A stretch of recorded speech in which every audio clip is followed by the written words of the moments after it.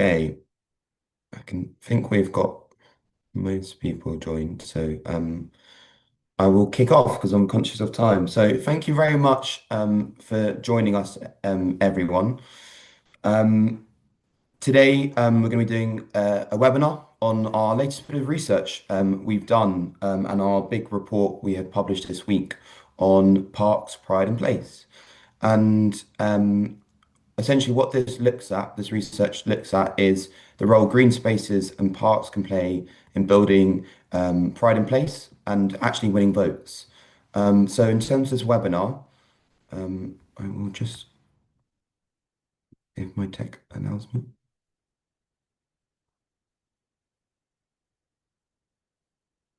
So, we're just going to run through an overview of the report and some of the interesting findings that perhaps are most relevant for yourselves in your work. So we'll start off with the state of the public mood and how bleak and negative it is in many ways. And then we'll move on to the role that parks and green spaces could play in addressing this and solving this challenge by looking at what people love about their green spaces, but also the barriers that are stopping them from enjoying them. We'll then turn to what people want government and those in power to do to improve their green spaces. And as campaigners and professionals in the sector, how best you can make the case for green spaces and build the broadest possible coalition. And then we'll finally finish on the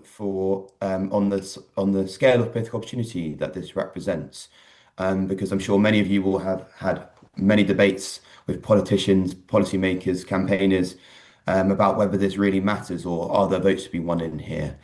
And in terms of format, I will have some slides to run through, but then we'll have plenty of time for questions. So I believe you can put it either in the chat or the Q&A section. Both of those should come to me. So just fire away your questions whenever you see them, and I will take many of them sort of after we've done this presentation. So I'll look to present for sort of 30 minutes, and then we can have a nice interactive Q&A.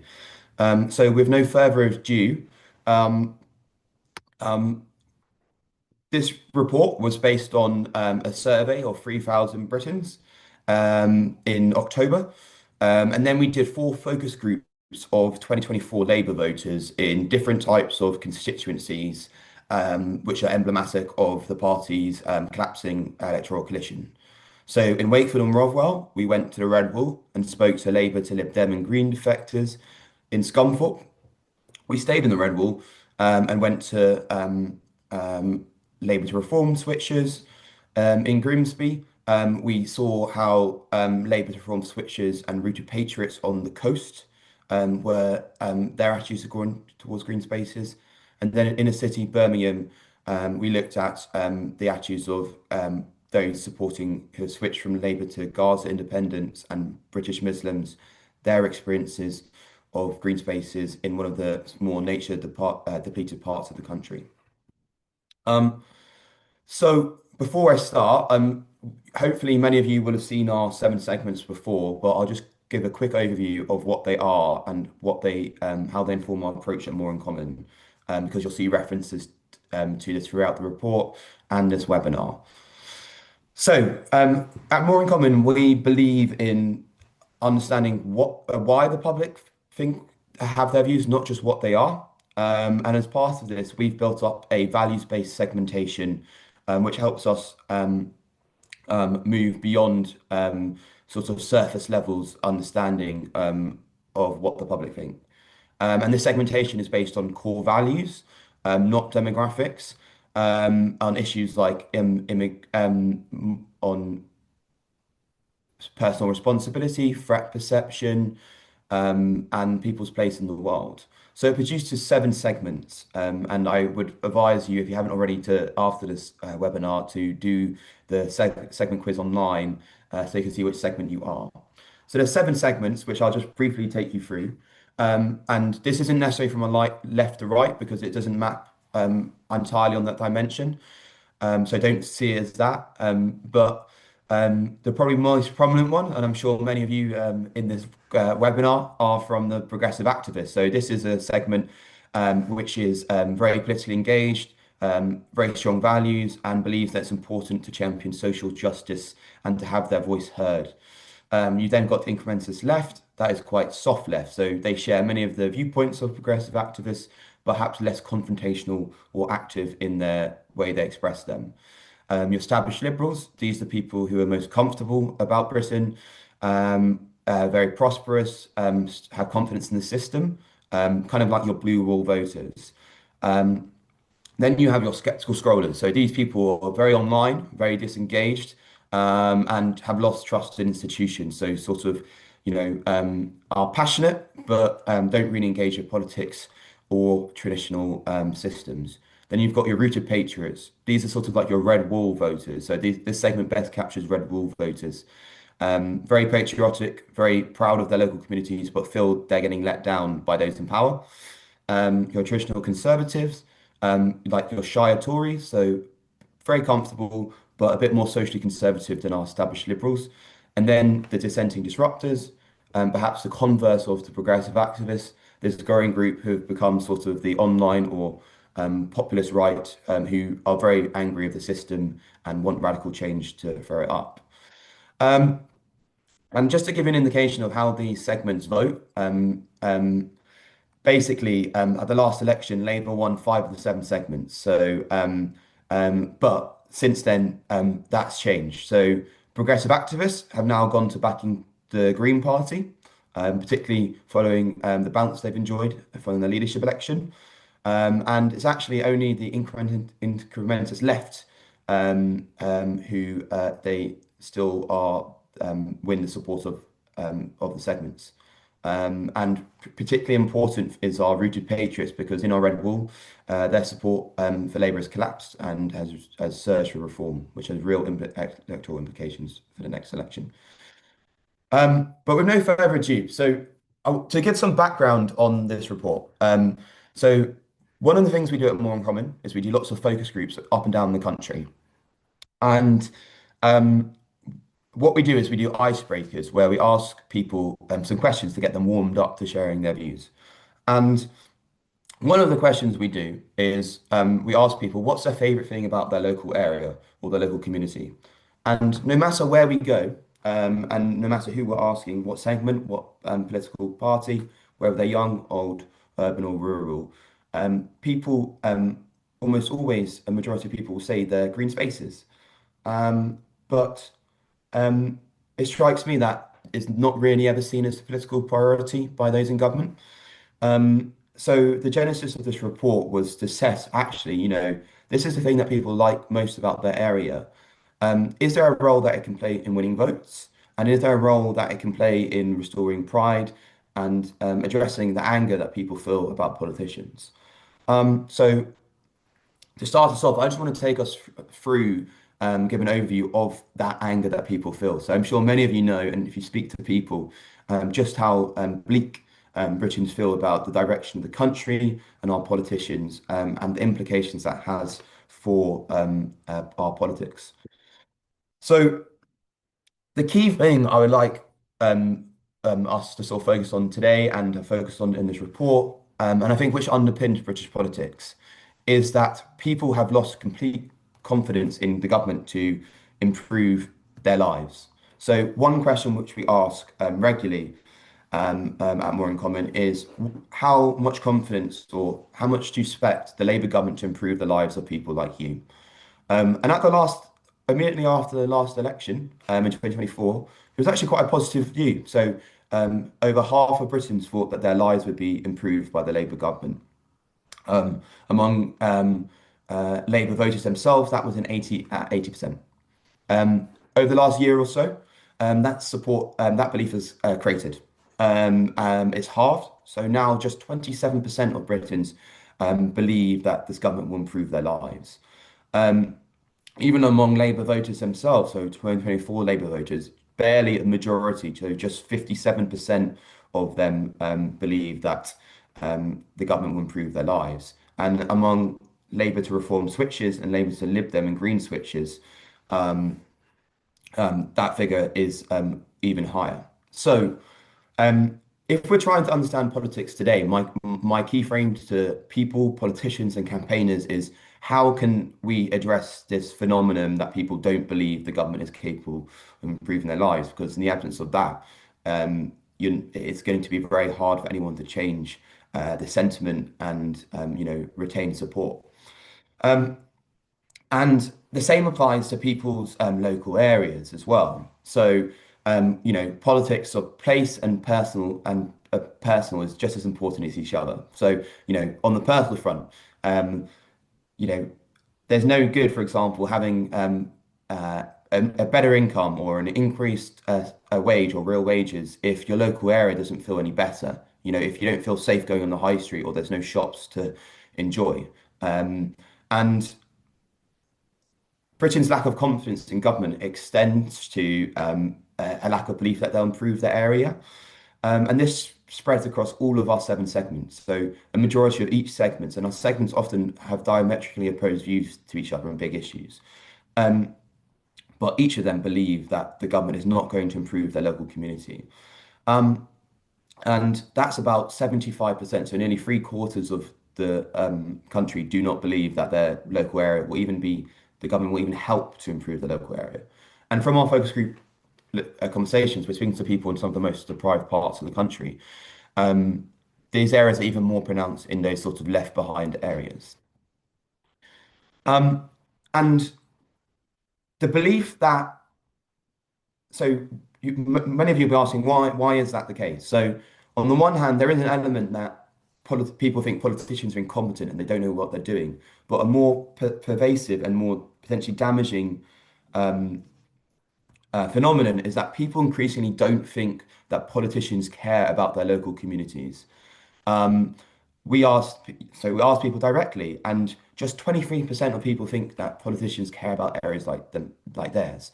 And if you look at like the rooted patriots, who are the red wall voters, and our right-leaning segments more broadly, that feeling is so pronounced. So 90% of rooted patriots, who kind of can be used as a proxy for red wall voters, don't believe that people care about their local community.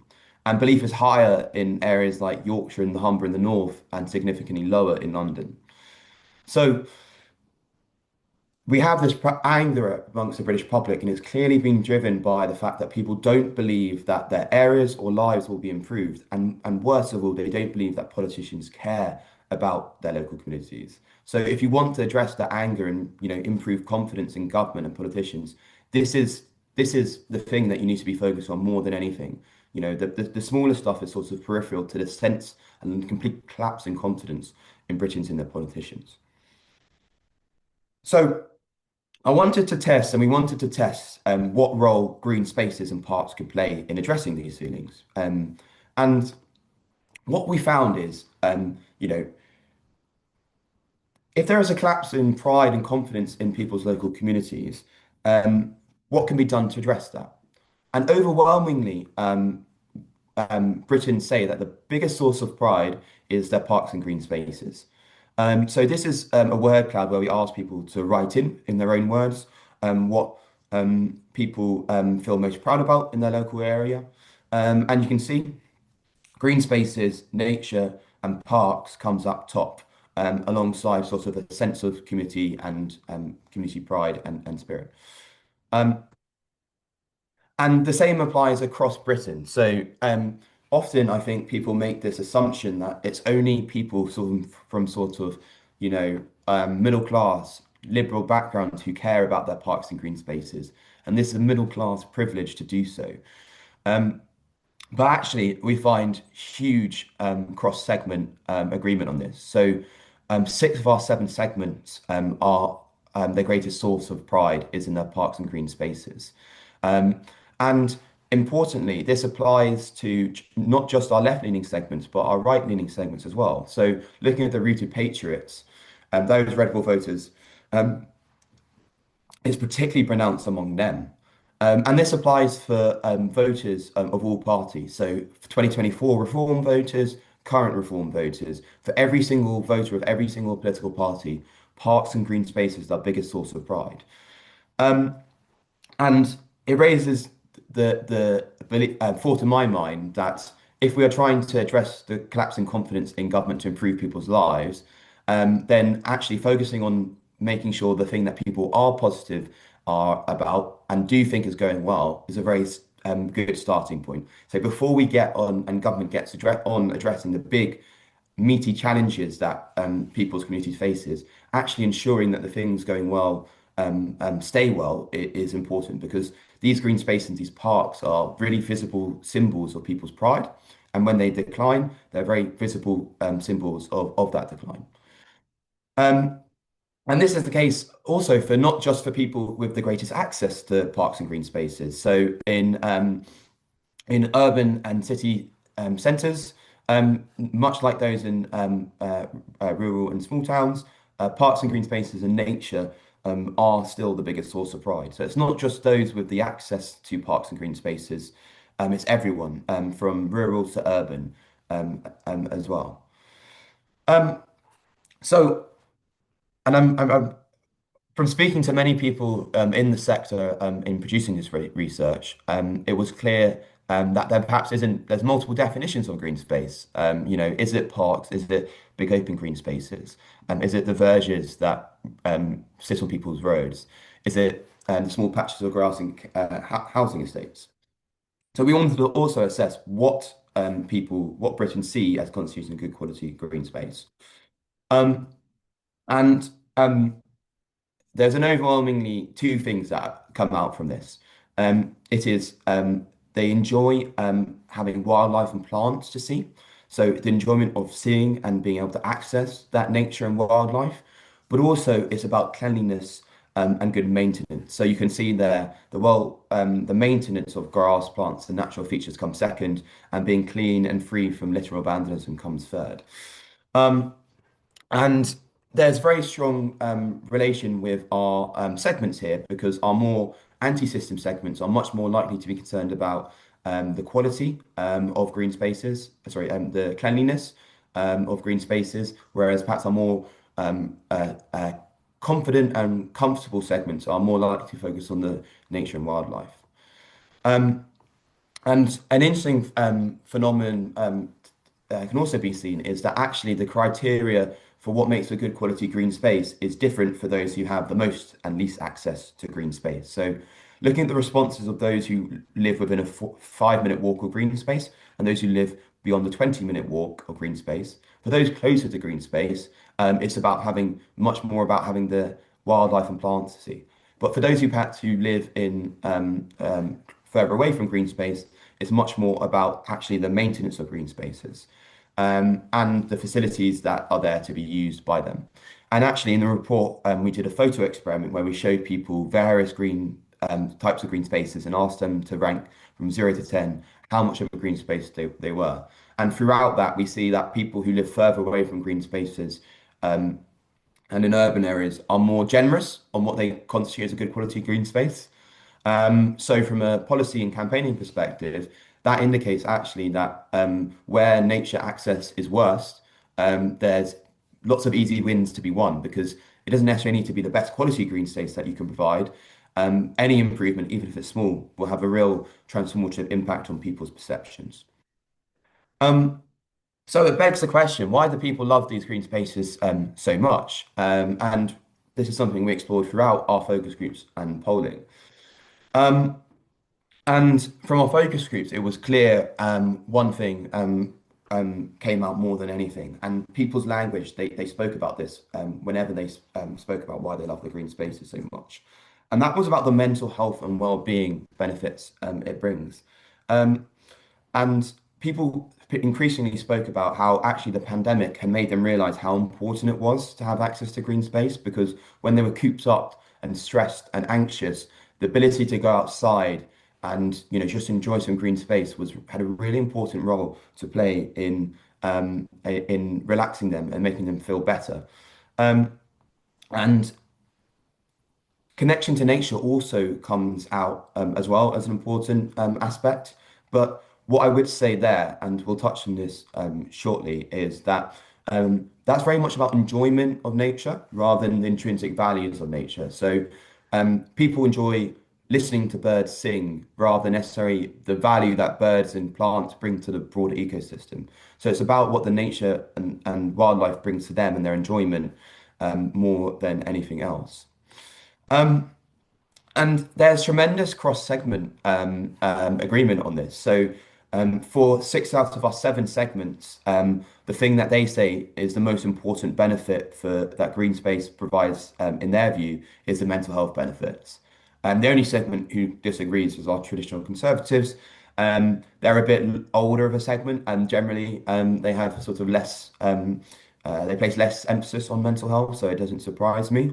But one thing I think is important to draw out, particularly for those campaigning and advocating for this in the sector, is the response of our progressive activists. So the only segment to say that the intrinsic environmental benefits that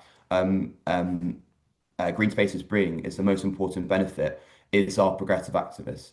And I'm sure for many of you who are familiar with this segment, you would know that actually they have a preponderance in the charities and environmental sector, this segment. Um, and they see nature and environment as an end in itself.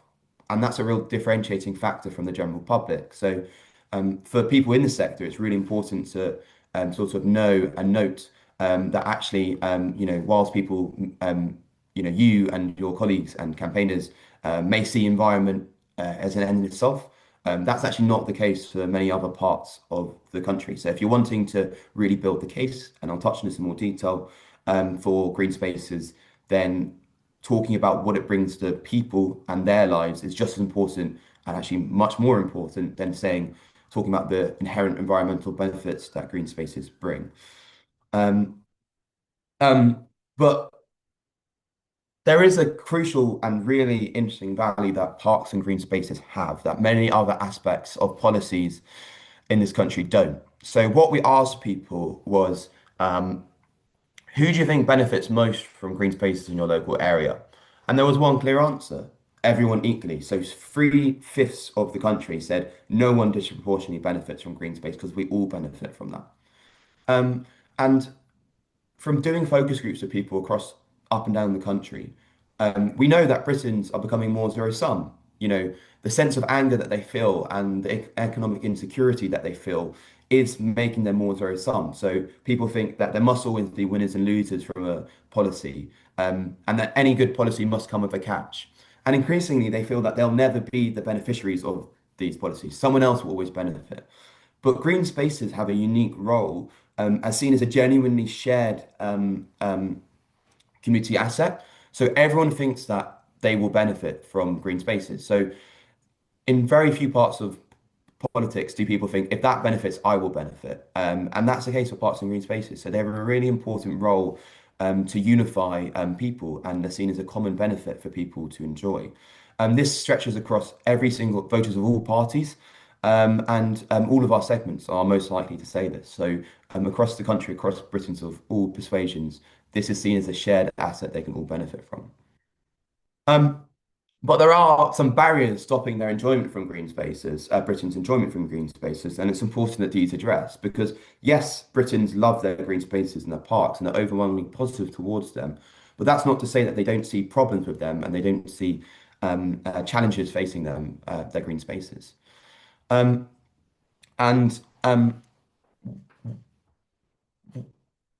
When we ask Britons actually for how easy it is access to green spaces, they say it's overwhelmingly positive. So actually, just 5% of Britons say it's difficult for them to access green spaces.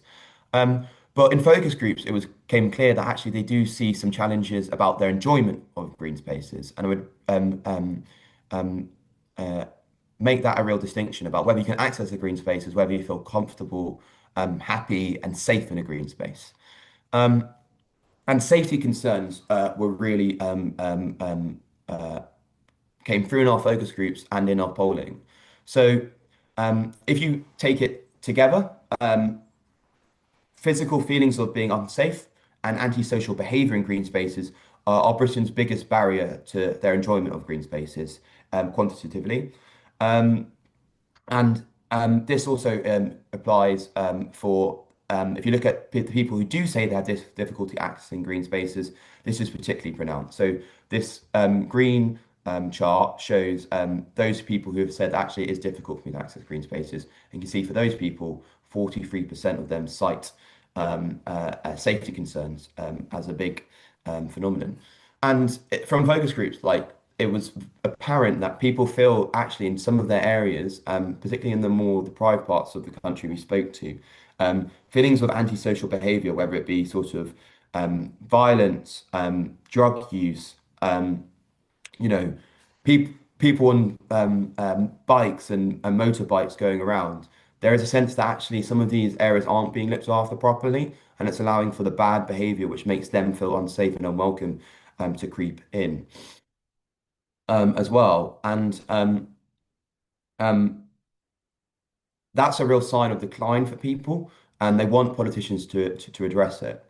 And as campaigners, it's really important to, it may not be your biggest concern about green spaces, but actually it's probably the public's biggest. So talking to it and addressing to it is really important.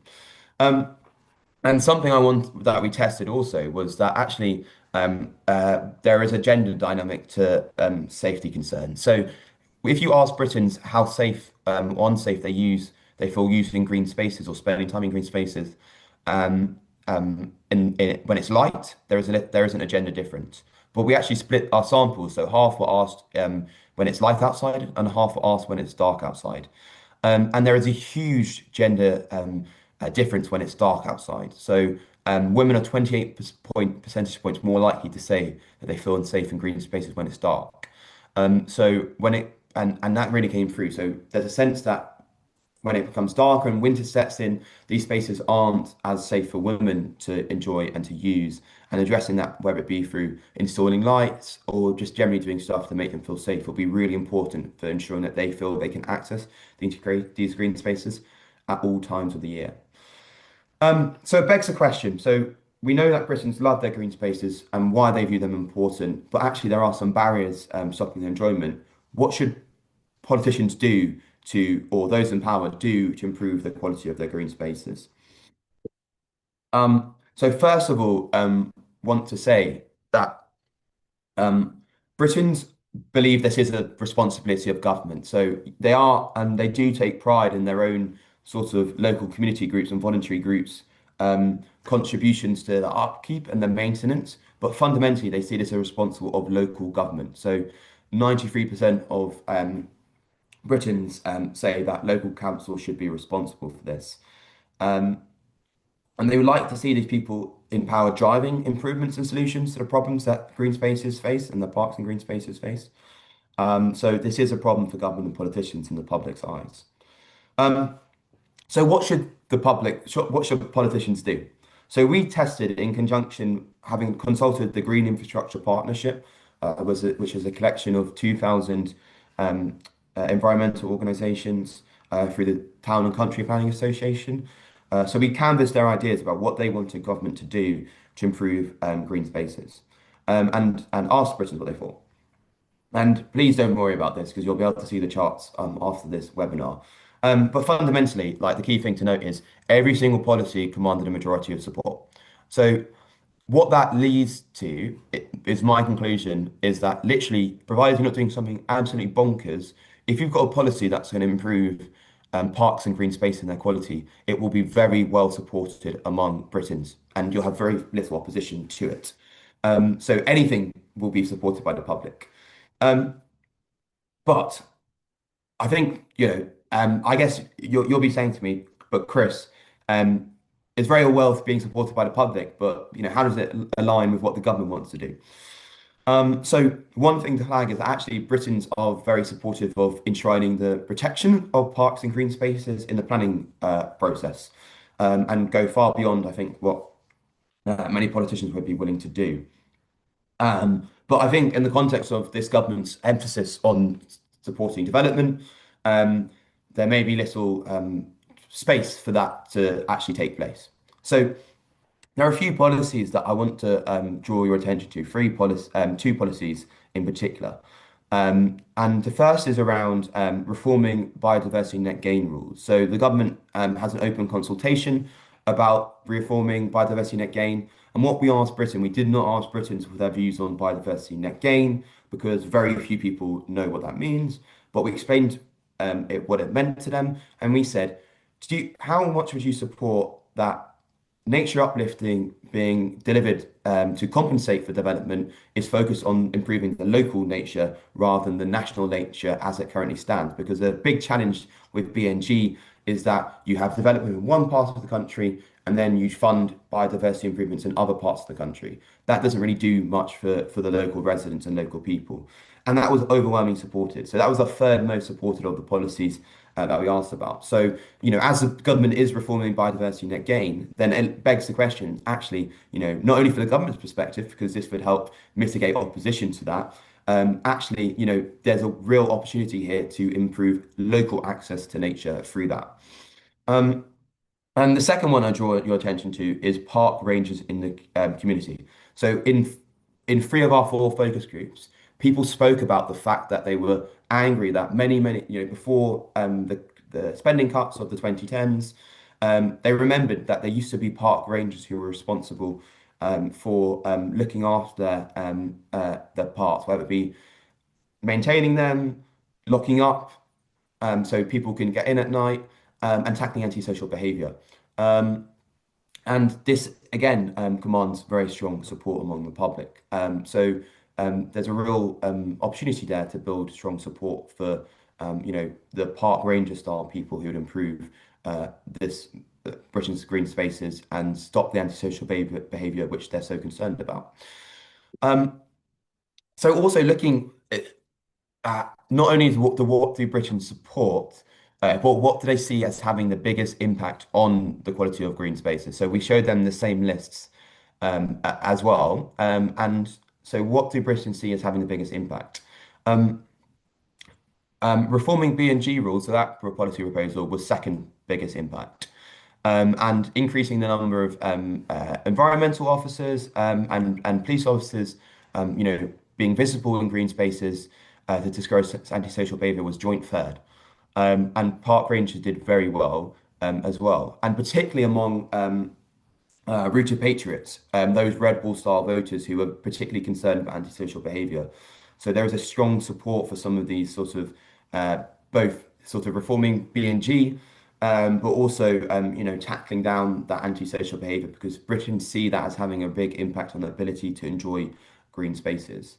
Um, and finally, so one thing that came out in our discussions with policymakers is, how do you square the fact that Britons see this as a responsibility of local government, but also want to be empowered and to do this themselves? Because people say, I know my parks and green spaces, I know what they need more than any politician does.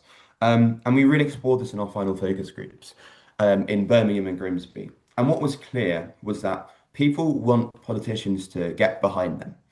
And I think when we talk about the role of the state, we often say, is it the role of the state to step in and do, or is it the role of the state to step aside and to leave it to others?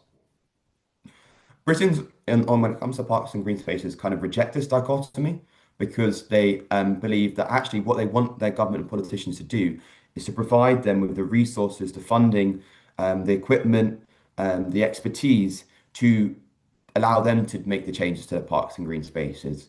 Um, so I think, as Zain, one of our focus group participants in Birmingham, put it perfectly, is they want government to fund the projects and for the community to do the work. So you know, Britons think that they know best about their parks and green spaces and they want to be involved in their stewardship, but they also feel they need to have the support they require to enable them to do that. And focusing on delivering that should be a real important priority for government and local councils.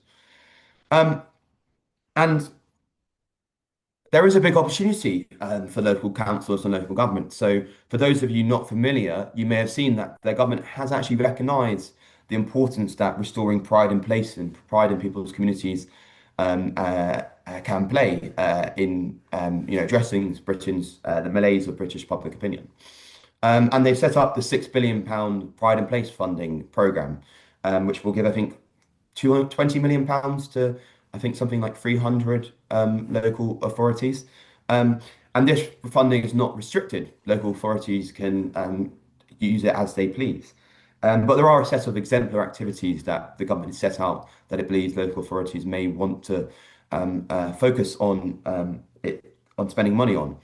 Um, so what we did is we did a max diff experiment where we basically listed all of those uses of the funding, and we showed them randomized our survey respondents randomized lists of them. So each survey respondent was shown five lists, which were completely different to each other, and they were asked which would give you the most positive and least positive impact on how nice a place your area is to live. Which would make you feel would make the biggest improvement to your sense of pride and enjoyment of your local community.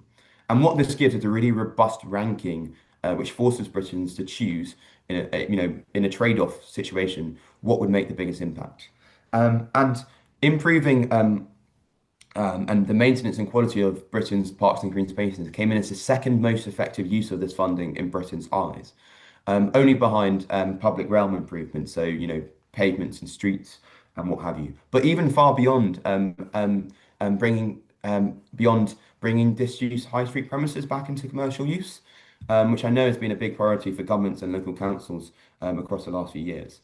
Um, and what this shows is actually, when politicians are making these decisions about how they should use this money, um, parks and green spaces, Britons would respond very positively to parks and green spaces being the focus of that.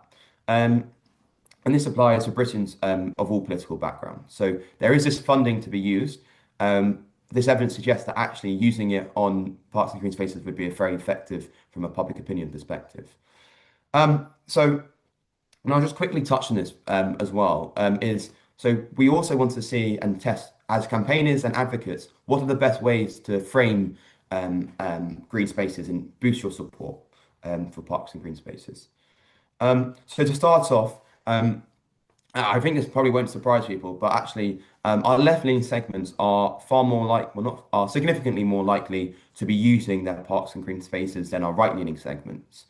Um, and they are also far more likely to be volunteering. So we know that from other research, but asking Britons about how willing they are to volunteer, our left-leaning segments, so our progressive activists, our incrementist left and established liberals, are the most likely to be volunteering.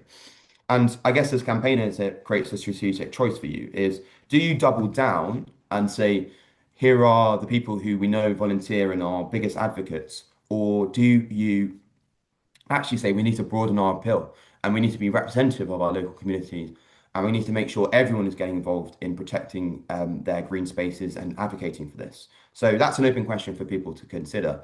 But what our research shows is there's different types of messages you'll want to deploy for those different groups and those different objectives. So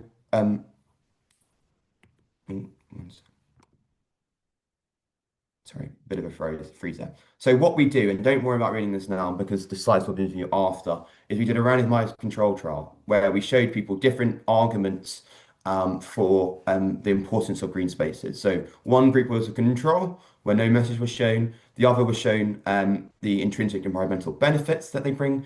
One was shown a public health explanation.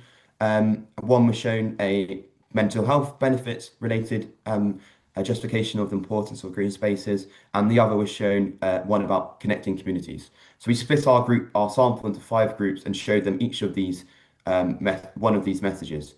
And what that reveals is we can see the following questions we asked them: what should then maximize support? And it therefore gives an indication about what's the most effective messages to use. And unsurprisingly, given that we know that this is seen as the biggest benefits of green spaces, the message which maximized overall support for funding green spaces was the mental health messaging. So overall, that maximizes support for green spaces. And the reason why is particularly among our right-leaning segments. So what this shows is this is just amongst our rooted patriot, traditional conservative, and dissenting disruptor segments, the same. And it really boosts support among the right-leaning segments. So if you're going to try and grow your organizations and campaigns and communities to include more right-leaning audiences, then emphasizing mental health benefits would be a really effective choice. And if we look about what mobilizes people to volunteer, um, again, we see a discrepancy here because for our right-leaning segments, mental health messaging is the thing which maximizes their willingness to volunteer. Whereas for our left-leaning segments, actually the community connection messaging was the most effective messaging to get people to deploy, so to motivate them to take action. So it sort of raises a strategic choice for you guys is appealing to different people requires using different messages. So I'll just give three key takeaways for people trying to talk about green spaces. So first of all, important point is to emphasize people, not plants. And that's a bit of an inflammatory title, but what we're trying to say here is actually what you need to do is not focus on why green spaces are important in themselves, but what green spaces bring to local communities. Um, because that's what people want. They want improvements to their lives. They want people to improvements to their communities. So talking about the benefits they bring to people, not just plants and biodiversity, is important. Second key takeaway is around safety. So, safety is the biggest concern for people when it comes to accessing green space. It may not be your concerns, but fundamentally, if you want to get more people using green spaces, and more people appreciating green spaces, then you need to be talking about safety and antisocial behaviour. And then finally, if you want to broaden the coalition, then mental health is the way to do so. So emphasizing the mental well-being and mental health benefits that green spaces bring more than any other aspect is the way to do so. And we often say at More in Common, it's important to use the language that people use themselves. And when they talk about why they love the green spaces, it's really apparent that they talk through the lens of the stress, the anxiety that it helps to reduce. So I'll finish finally on the magnitude of political opportunity.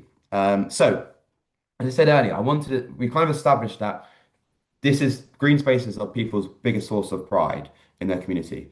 But from politicians will say, yes, I love green spaces, but it's a nice to have. It's not an essential thing to do to win our support or to address Britain's concerns. So we ran some experiments to address that, to test that. So what we did here, we did another max diff experiment.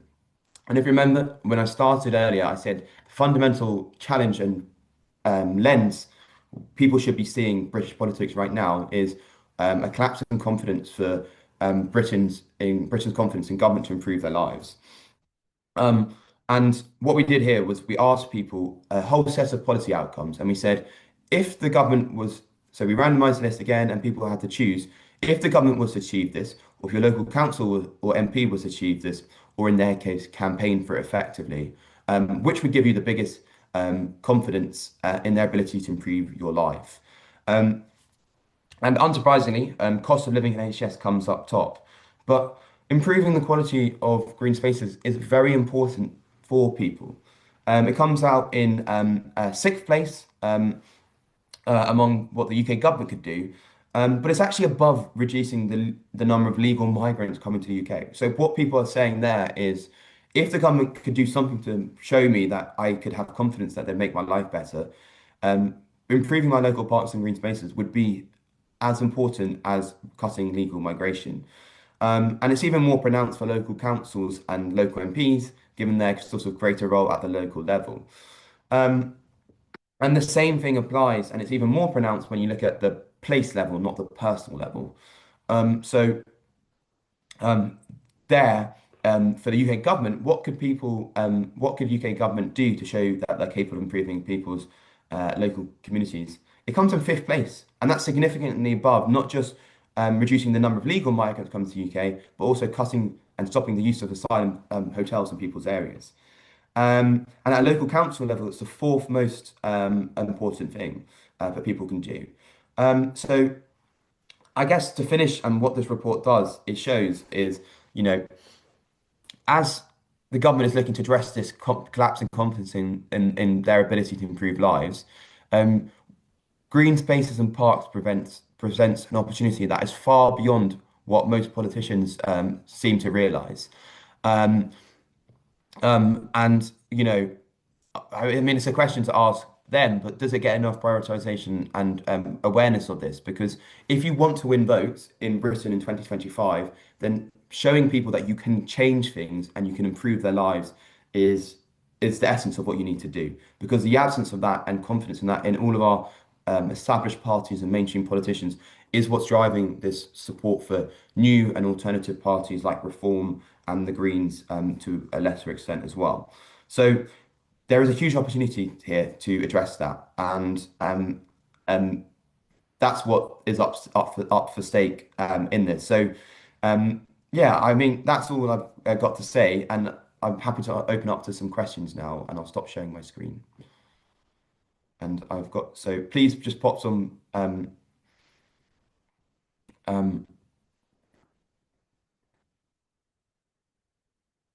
questions.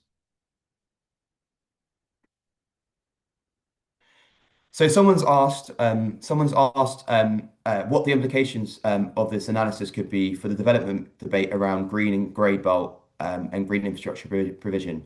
Um, so on that front, I would say if you look at this, what our research shows us there is that actually people overwhelmingly support strong nature protections in the planning process. And from a public opinion perspective, the government should be very careful about necessarily pitting itself against nature and environment. But also, it shows that actually, as the government is wanting to perhaps build on this green and grey belt, ensuring that nature and green spaces, the quality of them is improved, should be a real priority because it's clear that if you want to improve and boost support for development, then showing Britons that you're improving the access to high quality green space, um, high quality green space is a really important way of building that support. So if I was making a recommendation to government, it would be that actually, yes, you can build in these spaces, but if you want to get people's support, make sure you also are providing new and improved green spaces for them to access to as part of that development. Um, so someone else has asked, a very good question. So a very good question here is that to what extent people want to hear these messages around green space in a more national level, or is a lot of small and local messaging, is that just as important? Because it can get confusing and frustrating for the public. Um, and what I would say on that is that I would say two things because at a national level, the government needs to show and politicians need to show that they're capable of improving people's lives. So signposting people to the improvements they're making to parks and green spaces, whether that could be hiring the park rangers or investing funding through the Pride in Place scheme through that.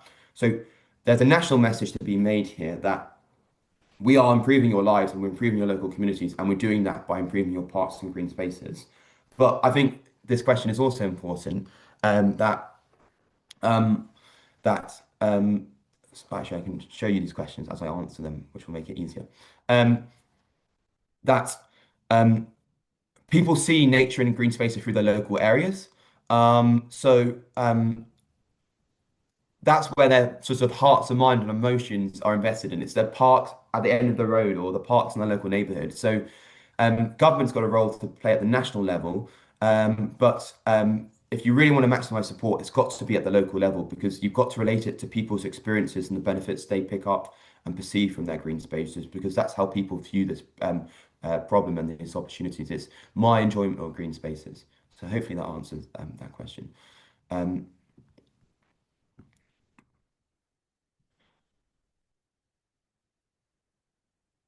so another question, is do people believe green space or nature is being lost? Um, so um, quantitatively, people were actually overwhelmingly positive about the access to nature and green space, but we did pick up some real differences um, in our focus groups. So our response in Scunthorpe and Wakefield, where people, you've got so if you look at the map, that you've got the towns and they're surrounded by green space. That was overwhelmingly positive. But in Grimsby and Birmingham, we had very, very different responses. People felt like they couldn't enjoy their local green spaces. So if they wanted to go somewhere, they'd have to drive 30 minutes or get the train somewhere else. And so in parts of the country, people do feel like their green spaces and nature is being undermined. And I think a small part of that is maybe from development, but the bigger part of it is from the antisocial behaviour and safety concerns they've got from them. So they don't feel that they're safe spaces for children, for women, for themselves, and they're just not nice spaces to be. So in Birmingham, people spoke extensively about how frustrated they were about fly tipping and littering in their green spaces, and how it meant that they couldn't enjoy it. And they felt the council, in particular, was not doing enough to tackle that. So, building on sort of the polling research we did, I think actually, tackling the antisocial behaviour through the local council and government to a certain extent would be a really important way of people making sure that they feel that their high quality green spaces are being protected and they can continue to use them. Someone's asked if you can see the images of the green spaces respondents have the choose between. Yes, so if you look at the report on the website, which is on More in Common, and there's an appendix where we show each of the images that were shown and the mean score that respondents provided for that. So have a look at the report because we've done that and it's really interesting experiment. Um,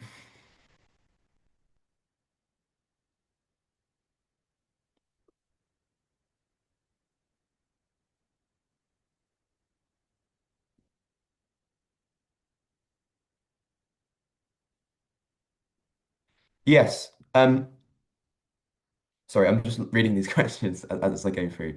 Um, this is a question from Adam, who's asked about people would prioritize improving green spaces over creating new ones, but is there still strong support for the latter? Um, when we explored that extensively in our focus groups, and I think it was very hard for people to imagine the new spaces that they don't know. Um, so I would say there's much stronger support for improving their green spaces. People say actually let's focus on improving and maintaining what we've got already before we move on to the next set of things as well. But I do think overwhelmingly people do see a role for new green spaces. And the way that I would suggest that would take place in their eyes is when we speak to people in sort of Wakefield and Scunthorpe and Grimsby, they were very negative about that area and they felt like they'd sort of been left behind. Um, and they really wanted it to be regenerated. And I think in terms of directly on your question, Adam, it's about town centre redevelopment. So as you're regenerating these spaces to make them better and nicer, whether it be the high street or the town centre, um, people really respond to the idea that actually, having some green spaces in those areas would be a really important way of making them nicer and places that people could spend time and could enjoy. So yeah, I think there's still overwhelming support for sort of using green spaces as a tool to regenerate areas, particularly. I think, and then on your second part about the provision of new large-scale regional parks, I would say that people want smaller and more local green spaces from speaking to them than bigger sort of green spaces that they have to travel to because it's the sort of 5, 10 minutes they spend in it that they prioritize perhaps more so than the hour long that they may spend in a national park. Um, so my other question is, so interesting, yeah. So a question from Polly here, which is about who do you think are the trusted messengers in this space? Um, Very good question. And I would tell you who's not probably going to be a trusted messenger in this space. It's probably politicians and government because people feel like, as I said earlier, people feel that politicians and governments um, don't care about these people in their communities. Um, and to answer your question more directly, I think actually it is the community voluntary groups who are organising who people trust because ultimately people see it through a very local lens because they see green, they're not seeing green spaces in the bigger picture, but they do see it as the people who, the friends of the parks or the voluntary residents association um, um, who keep and maintaining the green spaces um, as being the key people they trust and they support.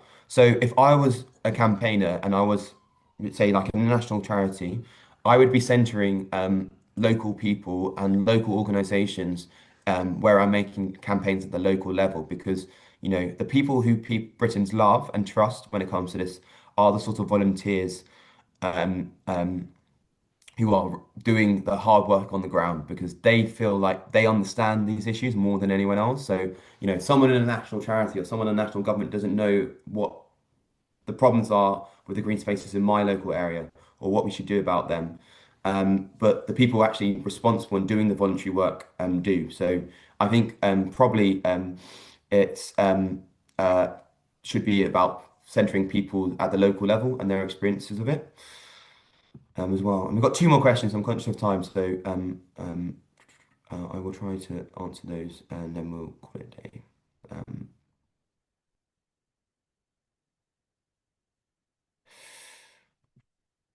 So we've got a question about how should you avoid wannabe political candidates trying to associate with your movements as well. And I think ultimately, people want their local councillors to be taking ownership of it.